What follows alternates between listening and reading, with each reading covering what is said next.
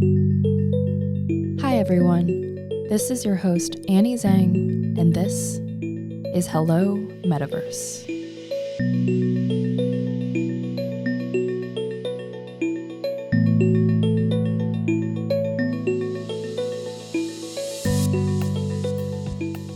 As Art Basel in Miami, now the de facto global NFT mega party, comes to an end and we grow kind of tired of the word metaverse, two new shiny terms have entered into the metaverse sphere, Web3 and DAO. Today, I speak with Gaby Goldberg to get a deeper understanding of these two terms and more broadly, how social behaviors will evolve into the next era of the internet. She helps us walk through Web 1, Web 2, and Web 3 and their distinct characteristics.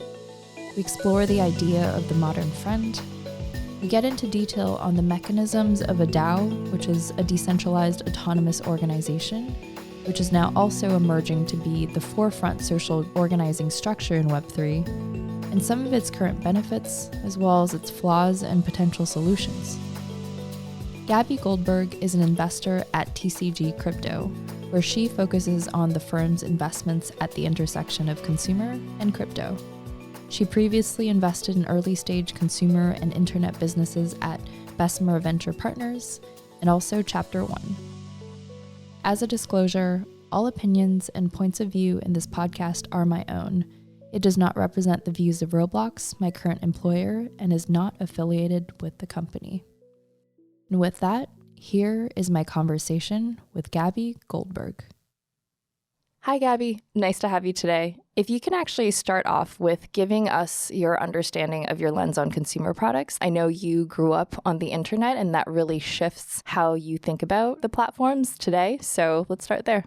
Thanks so much for having me also. So like you said, I grew up online, and I think there's kind of two reasons behind that. One is my age. I'm 22. I always grew up with the internet. And then secondly, I'm less public about this online, but I think it had a big impact on kind of how I grew up with the internet and then kind of what I focus on in my work now. I grew up selectively mute. So besides my parents and my two brothers, I didn't really talk to anybody around me. And obviously I got over that, and that was just kind of like a small portion of my childhood. But I think a big side effect of it is like I found community on the internet. Spent countless hours playing games like Minecraft and RuneScape. I was on Tumblr way more than I should have been. Mm-hmm. And I learned how to code by designing my own Tumblr blog. And I think just generally always grew up understanding this notion of online communities and modern friends and things like that. It really affected kind of what I did later in my life. So when I got to school, I studied computer science and philosophy to kind of understand how people interact with technology. And I worked in the virtual reality lab on my school's campus to understand how do people make decisions in VR and how do we make friends in virtual space and things like that. And then straight out of school, I went into early stage consumer investing. So first I was at Chapter 1, which is a seed fund in Los Angeles, and then I moved to Bessemer Venture Partners, which is multi-stage and multi-sector, but I was on their early stage consumer team. And just generally across my work, I was trying to understand how the internet was changing and how our behaviors online were changing. Now I'm at TCG, the Churn-In Group, to focus on this intersection of consumer and crypto, which I know we'll get into later. But generally, my view on consumer products is this. The first wave of social apps that really hit mass scale were like Facebook, MySpace, even Instagram to a degree. And in my view, they were all about sharing your real life experiences online. So Facebook is a perfect example. It was designed to bring your friends from college into a virtual space. Instagram is taking photos of the things around you or of your friends in real life and bringing that online. And obviously for those use cases, those products worked super well and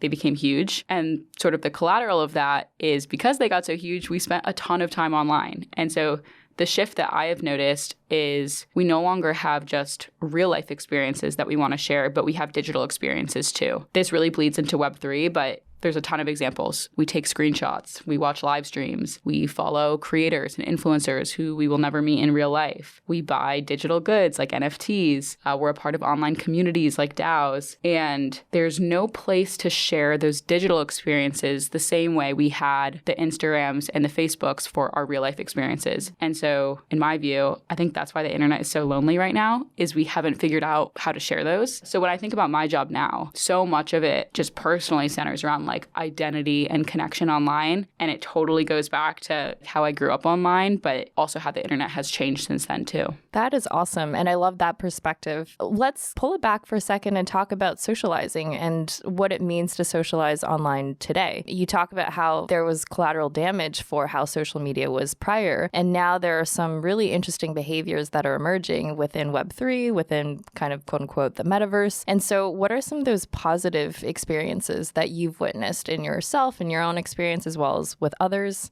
I think the biggest one, and I've written about this, is the concept of a modern friend. A modern friend is defined as a friend that you meet online and then becomes a real friend. I guess the thinking behind it is like maybe at one point we used to have a real life and a digital life, and they were two separate things. And we spend so much time online that they're becoming very, very blurred. I think it's very interesting because the first place where it was considered normal to meet someone online and bring it into real life was in dating. Right. Like Tinder. Yeah. And it's just so interesting that that's where it started. And for, I think, a while, it was pretty taboo to like meet someone in an online forum or on Twitter or something like that and not know what the other person looked like. And then all of a sudden they become a real friend. So I wrote about it at the end of 2020 because obviously we were all stuck online for the whole year. And I was feeling really nostalgic because from March 2020 towards the end of the year, a lot of my closest friends that I had made that year, I had met online. And I think I wanted to write about it in part to just like legitimize it for myself, but also to show that like the world is changing, the internet is changing, and the distinction between a digital identity and an identity in the real world is like becoming very blurred. And so I think that's a really big positive change that we've seen. Yeah, so the concept of modern friends is very interesting to me. Yeah, that's great. I'm curious to hear what kind of attributes you start to pick up on within a digital identity that you might not otherwise if you met somebody in person. And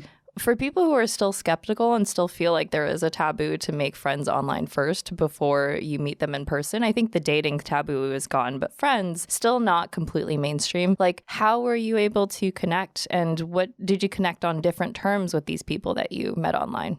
I think a big part of it is when you're online, it's really just about what you have to say. And so I think that the friends I've made online, actually, I am more values aligned with those people than my friends in real life. And that's not like a better or worse type of thing. You know, I love my friends wherever I meet them, but a lot of the friends that you meet in real life are by circumstance, right? Like you are born in a certain town and you go to high school with them, or you went to college with them and you ended up in the same place. And obviously you have a lot of similarities to end up in those places anyway. But there's something about finding someone online in this like really big blue ocean of people and finding a way to connect from a very different background and find similarities. For example, I mean, this one is obvious, but a lot of my friends now I met online because we were all interested in Web3 and we were all thinking about the things that I was just talking about. And my friends in real life never really understood that because they didn't grow up online the same way that I did. They weren't like addicted to RuneScape like I was. And so I think you make friends in a different way that way. But besides that, I think there are a lot of similarities. Like you signal social status in real life by what you wear and who you associate with and things like that. And you do it online with maybe like what NFT is your profile picture or the communities that you have aligned with online and things like that. And so generally like the behaviors are pretty similar, but I think just kind of the circumstances that lead you to different people are different depending on the medium. And so it's just interesting to see, you know, how you find each other in this like really big virtual world. Yeah, I like that you mentioned that the behaviors are a little bit different, but the core principles of what drives people is still very similar. I think people can get really confused about why like everyone has a Bored Ape NFT as their profile photo on Twitter, but it is in a way very similar to what people do in real life. Totally. I think there's a very big misconception in Web3 and crypto that it is a new value system. And like I could rant about this for hours, but I think with regards to people specifically, the value system is very similar. Like we have always put a value on the things we own, whether it's physical or digital. A really good digital example, because everyone knows the physical ones, like people like to buy designer clothes or something like that. A digital example, a lot of people think, and there's a misconception that, you know, it's happening for the first time with NFTs and things like that. And it's really not. So I'll give a couple examples. Like domain names on the internet have always been scarce. The idea of owning a domain name that is really cool. There's like almost status in that. There's a guy online who like buys domain names for fun. And I think he has like hundreds of them. And honestly, it's a really cool investment to me. And then another example is like cosmetic assets in video games. So when you think about like the transition of video games, it used to be you buy a physical game at GameStop or something like that, and it costs money to buy the game, but then everything within the game is free. That has transitioned, obviously, where most games you can download for free on your computer, and the way that they monetize is through these in-game assets. And some of them have utility to them. Maybe it's like a power-up or something like that. But a lot of them are purely cosmetic. It's like a skin or something you wear. The industry for just that, those cosmetic assets in game, hovers around $40 billion a year. And that's a perfect example. Like Web3 or not, we have always cared about what our identity looks like online. And the movement into Web3 just means that you can actually own that. So you're not just a player in the game, but you're an investor in the game. Getting it straight that the value system has always been there is helpful when understanding Web3 for the first time. Yeah, absolutely. And I think we're going to dive really deep into value systems, NFTs, status, and communities within Web3. But let's take it back and actually break down what Web3 means, right? And maybe we could start with kind of how the ages of the internet has evolved over time. Maybe walk through to us like very high level, what was Web 1, what was Web 2, and then now what does Web3 mean for people? Yeah, I'm glad you're asking that because I think a lot of people don't want to sort of do their homework of what it actually means. You can't understand Web3 unless you understand Web 2 and Web 1. So I have my rant that I've given to all of my friends. So I'll just go out and give it of like how the internet was created. So this is basically a brief history of the internet. The web was created in 1989 with this vision of a decentralized and open network of information where users were in control and not platforms. And the reason I really hammer that down first and foremost is, again, the value system of the way the internet was created is very similar to the value system of Web3. Users are in control and not platforms. So this we can call Web 1. A lot of people call it like read only. So during this first era of the internet, we saw companies emerge like Google and Yahoo and Amazon, and everything in Web 1 was built on these decentralized and open protocols. So think HTTP, SMTP, things like that. It was all open, like I said, but the only people who could really engage and build on them were highly technical, and the consumer experience was honestly quite poor. So I would encourage people to go and look up like talk shows and interviews from the early 90s of people trying to make sense of the internet, and they have no idea what it is. I just watched one from the Today Show in the early 90s, and they're like, oh yeah, the internet is like a computer billboard. It's like so random.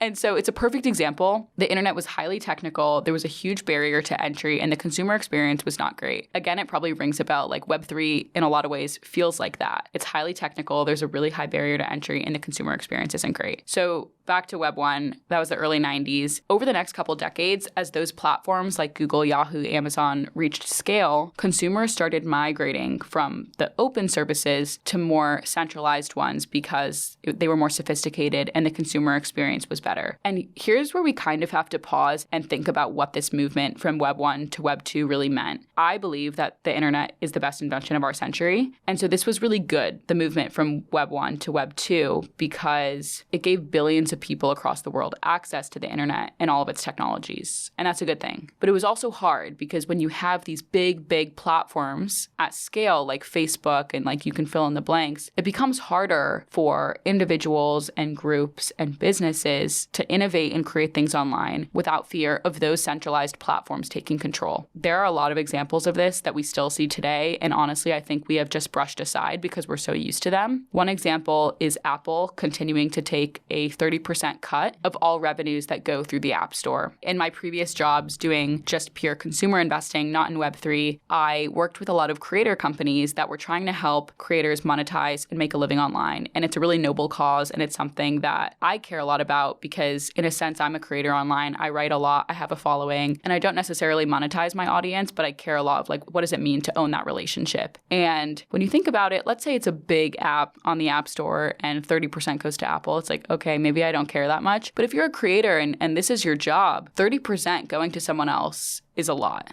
right? Like, how do you pay rent? How do you make a living when 30% goes to somebody else? There are a lot of other examples. Over the last decade, we've all seen how the role of the individual in value creation has grown in importance. I think the word influencer made it into the dictionary in like 2016. That's like a perfect example. And obviously the creator economy, the passion economy, they're huge. So we saw marketplaces like Kickstarter, Patreon, Cameo, Substack, I could go on, that all allowed individuals to fund the products and people and services that we consume. And so now when we think about how we interact on the internet today, we're funding them, we're building them, we're operating these networks. So we should be able to collectively own them too. And this is the movement to Web3. Essentially, the way I see it is Web3 will combine the decentralization of Web 1 with the consumer experience of Web 2. So the barrier to entry goes a lot lower. It'll provide a level playing field for individuals and groups and businesses who, for a long time, were kind of at the whim of these larger platforms. And most importantly, it'll bring us back to the original values of what the internet was supposed to be all along. So that's why I think it's really important to tell the whole story. Yes, the technology of crypto networks is new, but the values are absolutely not new. And I think it's something that when you learn the history, everybody can get behind. That's an awesome breakdown. Thank you so much. So let's zero in on Web3. The first is you talked a little bit about us trying to get back to the original intent of the internet. Do you actually think that it's just a backlash to Web 2 and how constraining and how powerless people felt? And this could actually be a phase rather than a permanent future of the internet? It's a really good question. I'll caveat that I'm answering with my personal opinion. I won't speak for all of crypto because I think maybe some people would disagree. I am not a decentralization maximalist. I don't think everything on the internet should be decentralized. And I think there are a lot of centralized systems that actually work pretty well. But I will say that crypto networks do offer a much better approach than centralized ones because when users are actually aligned with platforms, the platforms become more anti-fragile. They can get bigger and stronger, and they actually have the user's best interests in mind. Like an example that I'll give is Instagram, I think this was last year, taking away the post button from the middle of kind of like the tab at the bottom and replacing it with the shopping tab. I can't think of a single Instagram consumer who was like, thank God, I wanted the shopping tab to be front and center. Like we all use Instagram to post pictures and share them with our friends. That's a really perfect example of Instagram, as it has grown, has become more disaligned with what users actually want. And like, it's not their fault. They're a business. They want to make money. I get it. But if it was a crypto network that was owned and operated by its users, actually everybody would win, right? Like we could collectively come to a decision of what this network should look like and how it should operate. And if it's done well and users like it, the value actually goes up. And so I think that's a really good example of like, it's nobody's fault, but it's just the way that these systems and businesses were constructed from the ground up that have made it so we can't all win. And so I do think that decentralized systems do offer a better approach. So I definitely agree with you that I'm not also a decentralization maximalist. I'm more in the middle. And I think that you start to see behaviors be a bit more moderate too as we start to grow, right? Like even though there's a lot of decentralized products out there, especially when it comes to monetary transactions, I think people are still communicating a lot in Web 2 products, right? Discord, for example, is very much still a Web 2 product. Even if it's, let's say, Clubhouse, it's still very much an app that lives on the App Store, and there's nothing decentralized about Clubhouse other than maybe, I guess, the self-organizing principles. But I'm kind of wondering, like, how are you seeing the almost connection points between Web 2 and Web 3, where, like, I think there are a lot of esoteric principles of Web 3 that people cannot really understand. I think people are now latching on to like, okay, what are the things that make sense to be living on the blockchain? But then there are also a lot of things that doesn't necessarily have to be the case. So maybe walk us through how you're seeing the two almost phases of the internet bleed into each other.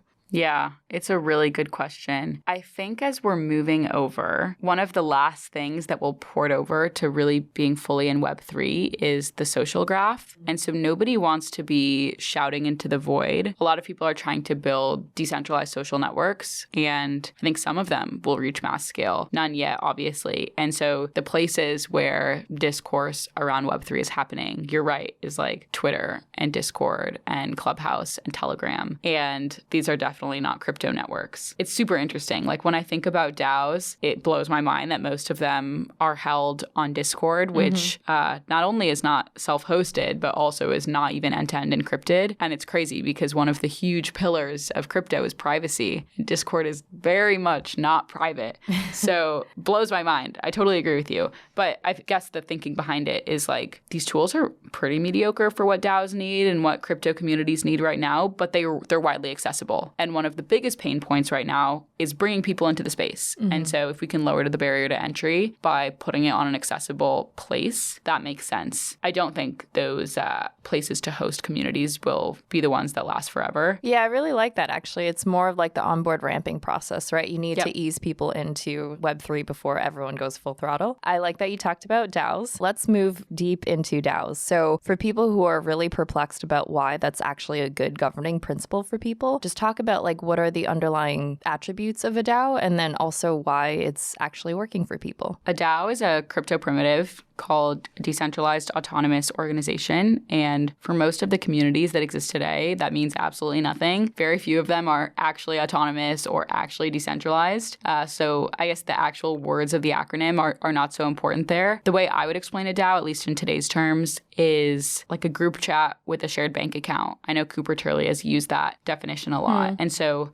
essentially is everybody in a community is literally bought in and incentivized to help that community grow and succeed. So not only is there upside, but there's also liquidity as compared to equity or stock options. And you're kind of stuck with them for a period of time before there's a moment of liquidity. If at any point you want to leave a group in a crypto network, you can sell those tokens and that will affect the value of the network by you selling them. Or if you wanted to buy more upside because you really believe in what you're doing or you think that other people will join and the value will go up, you could buy more upside as well. And so the optionality and the flexibility that DAOs offer and these tokenized communities offer is really attractive to people. It also allows for more fair decision making because everybody can propose things that they want to see changed within the organization, how they want to allocate money, how they want to bring new folks into the community, and everybody can vote on those as well. I think the level of transparency is also very attractive as well. Yeah. Can you walk us through some of the most exciting or I would say successful and engaged DAOs that you've seen so far? And what would you attribute to why they're doing well? Yeah. I mean, there's so many different verticals and niches. So I'll give like my favorites in each one. So for collector DAOs and NFTs, I love Flamingo. For a social community, I love Friends with Benefits or FWB. I'm a member of Forefront, which is sort of like a media DAO or a publishing collective,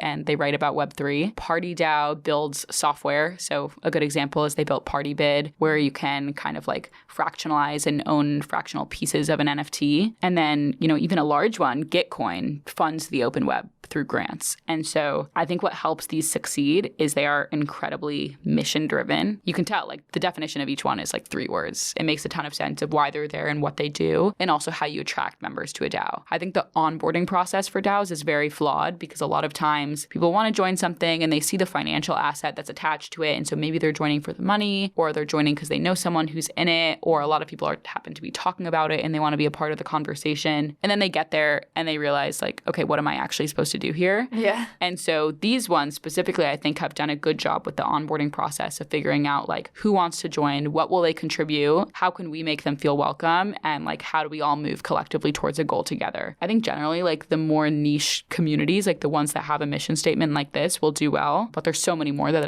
I didn't list that are also just fantastic. Definitely. And tell us about how people are actually gathering and organizing. So we talked a little bit about Discord and how critical of a role it plays for DAOs. Like how does it work in the inside? Is it just a bunch of channels and like everyone trying to coordinate and figure out what's going on? Or is it a little bit better organized than just a bunch of threads? Yeah, so there's sort of like a canonical DAO stack. For comm solutions, it's mostly Discord, as we said. Sometimes Telegram I've seen too.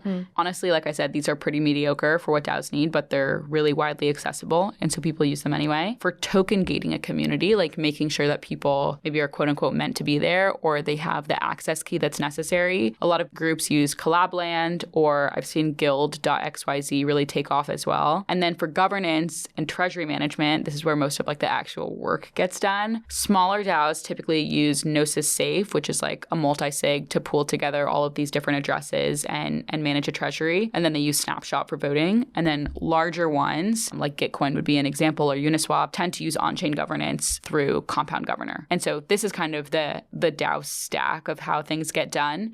Within the comm solutions, yeah, I mean, they're pretty messy. It's like pretty crazy. I'm very interested in seeing how the comm solutions for DAOs are iterated upon and made better over time. A lot of people say they want to see like who's going to build Discord for Web3. Right, and yeah. I don't think a Discord for Web3 is the answer, because then you would be building from the outside in. Like, okay, here's a Discord. How do we make it for Web3? And Discord was not built for these types of communities, right? Discord was built for gamers. That's why you have all these channels, because it's real-time communication. Like, I think we've all felt, if you're a member of a DAO or a tokenized community, you wake up in the morning and you're almost checking your Discord channels like you check email. And that is absolutely not the way it's supposed to get done. You're like trying to catch up on all of these real-time conversations. So instead of wanting a Discord for Web3, I want to see people build solutions from the inside out, right? Like, what are the biggest pain points for DAOs and how do we solve those? And then what will the new DAO stack look like? Like I said, guild.xyz is sort of like an authorization layer for Web3, and I think it's doing a really interesting job of like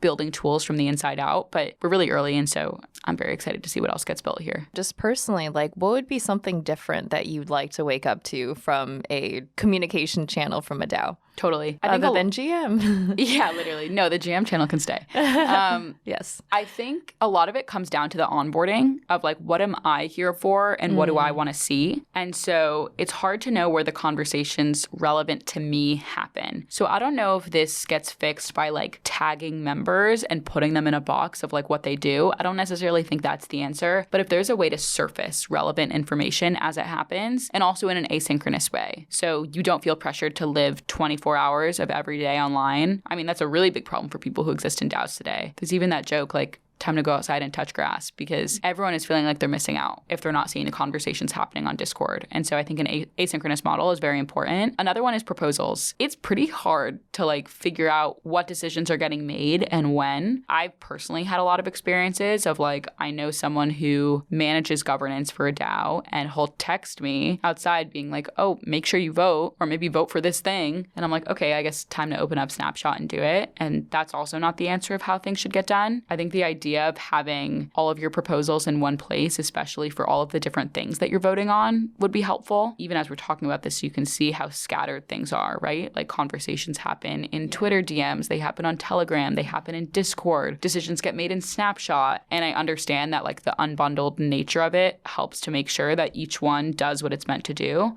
But it's also really hard for the end user or the consumer to know where they should be at a given point. And so if there's a way to kind of make it easier for the user and push them towards behaviors that are good for the community, like push them towards getting work done, push them towards voting on open proposals and things like that, I think it'll just speed up the decision-making process and speed up the process that it takes to get work done.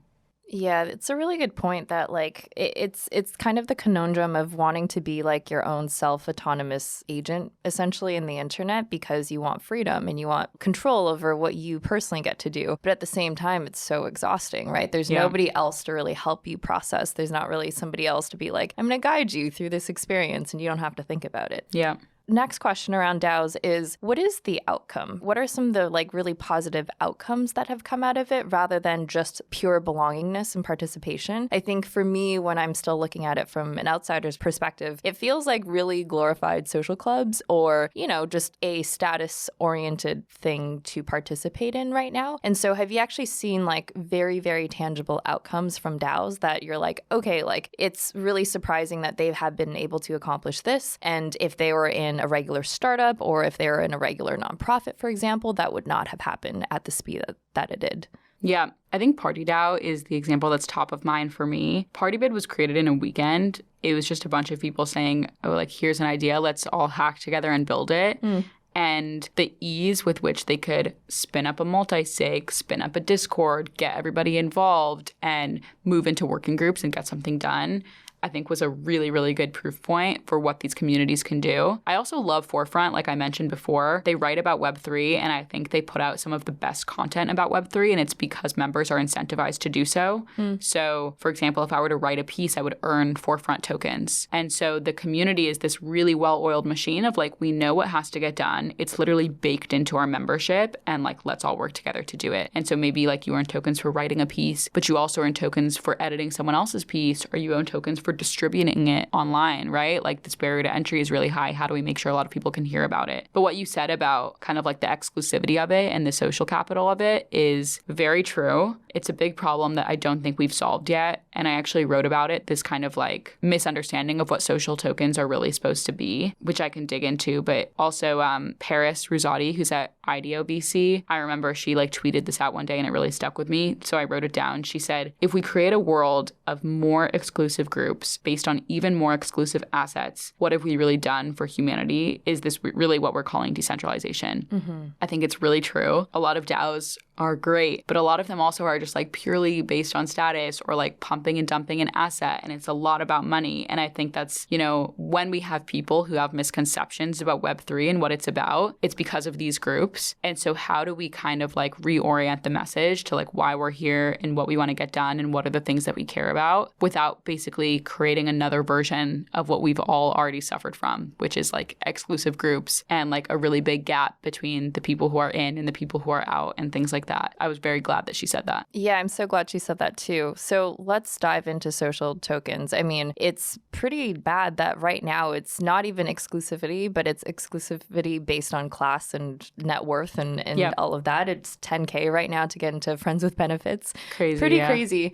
I don't think, you know, you're going to be the one that has all the answers, but what are some of the things that you've heard as potential solutions to that? Yeah, so I wrote about this and I called it the social token paradox, where basically the structure of social tokens as we see them today has kind of like forced us in this direction. Again, like I said about Instagram earlier in this podcast, like it's not our fault that we've created these things, but it's baked into the structure. And so even with FWB, they're working really, really hard to make it more accessible with like seasons and scholarships and a fellowship program. And I really commend them for what they're doing, but it's totally right. Like if you actually want to join with 75 tokens, it's very expensive. So basically, the way I wrote about it is today, decentralized communities are primarily valued proportionally to token price, right? You like look at the floor price of an NFT and you say, oh, I want to join that community because I bet they're talking about something cool. Or I want to join FWB because all of the cool kids are in it. When the value of a token goes up, so does the value of the community. When FWB skyrockets, everyone's like, oh my gosh, what's happening? And so when the token price is higher, the community is more desirable to join. The problem is if you have that mental model, then it makes complete sense that these communities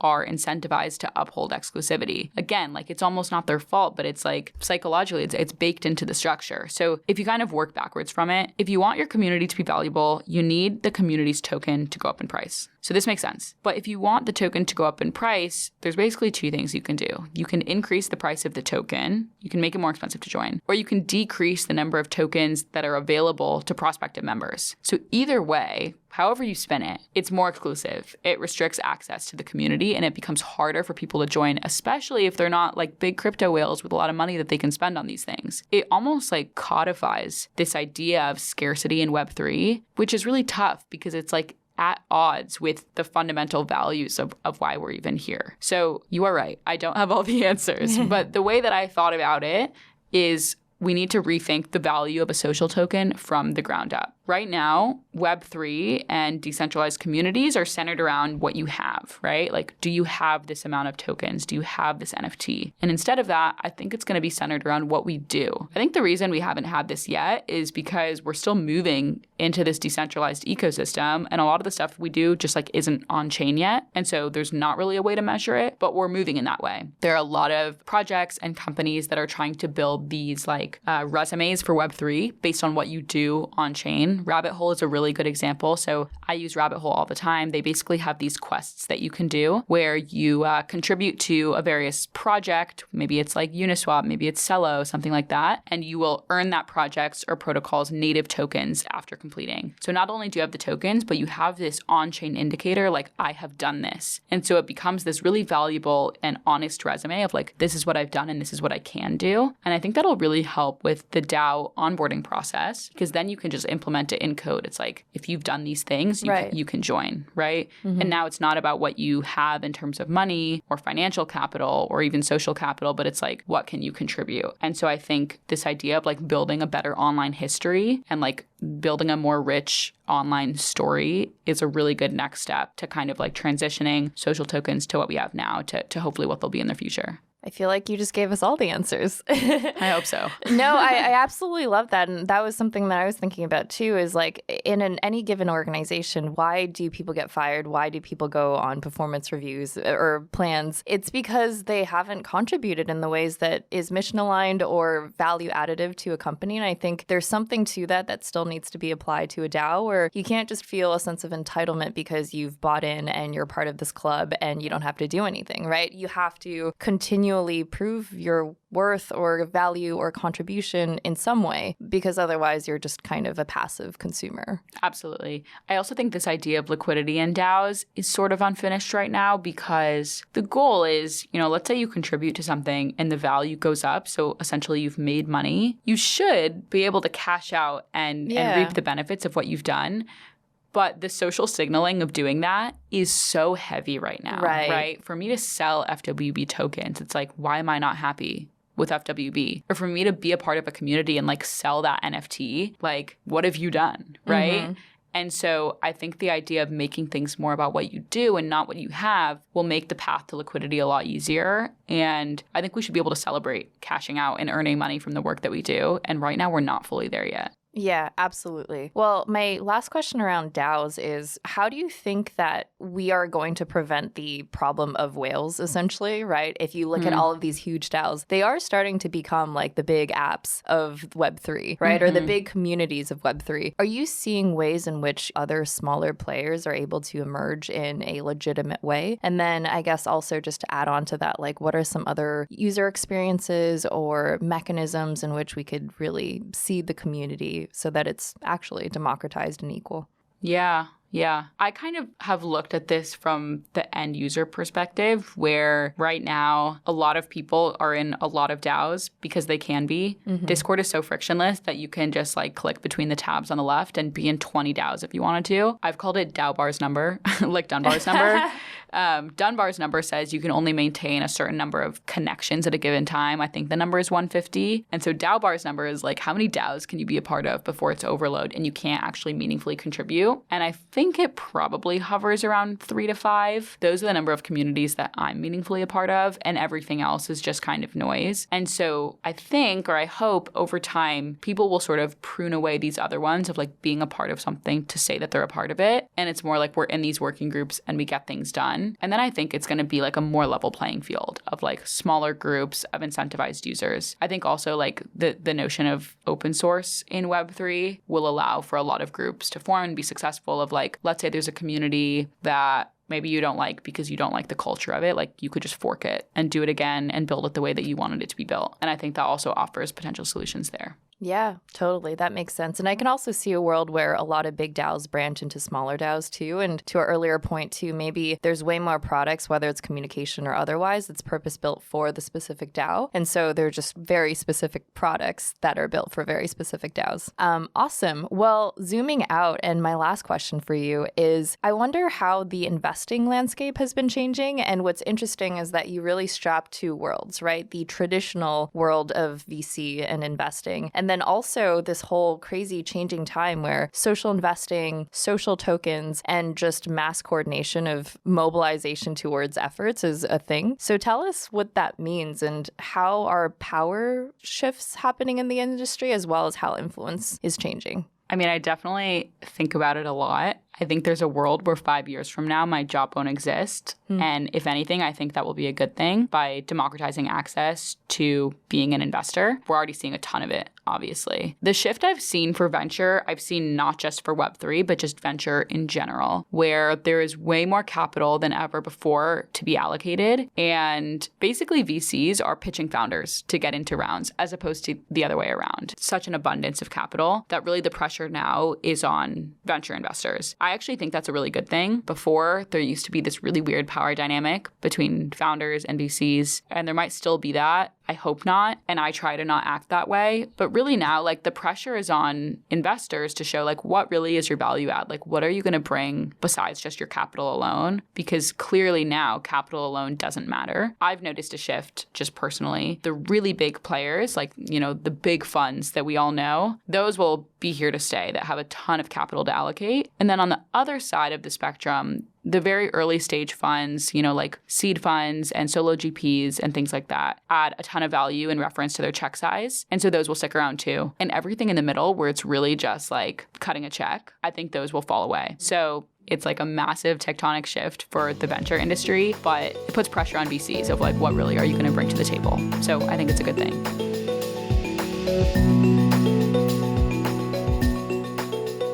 That was Gaby Goldberg, an investor at TCG Crypto. You can find her on Twitter at Gaby_Goldberg, or you can find her writings on culture, identity, and ownership in Web3 at gaby.mirror.xyz.